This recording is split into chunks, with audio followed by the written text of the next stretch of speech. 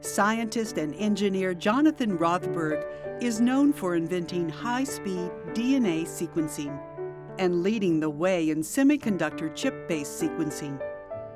But as a young boy growing up in New Haven, Connecticut, few would have predicted such a prolific future. I had trouble focusing in school. Now they would have called it ADHD. I was put into special ed classes. That was devastating. But I had a fantastic family. My mom would tell me I'm smart, they just don't know. My father was both an inventor and an entrepreneur, and we had a laboratory in my basement, and so I would go in and do both chemistry and electronics. Rothberg would struggle until one decisive day. My older brother Henry bought myself and my younger brother Michael a TRS-80. That computer allowed me to focus, so I no longer had a problem with attention. It was a turning point for me. I could be successful at something.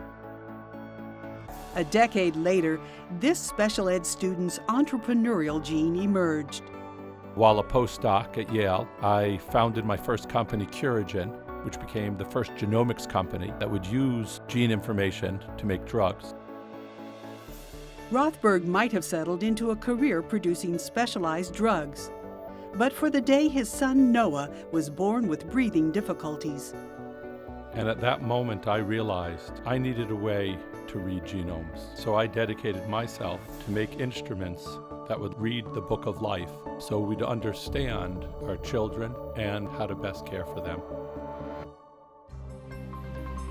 My son recovered and he was fine, and we created the first method to rapidly sequence genomes. A method initially was 1 million times faster than anything before, and now has advanced to be 1 billion times faster. Now it's an industry where when somebody has a problem, whether it's in medicine with a patient that they want to give the right drug to, or they wanted a new biofuel, they use next-gen sequencing.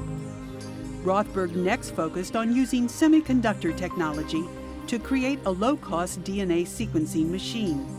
I spent time putting more electronics and sensors on a single chip that would see chemistry, just like a computer chip sees light and enables your cell phones. In 2011, Rothberg's machine was critical in identifying a virulent strain of E. coli that was ravaging Europe. The desire to invent solutions that decode the genetic secrets lurking behind disease is a hallmark of Jonathan Rothberg's life.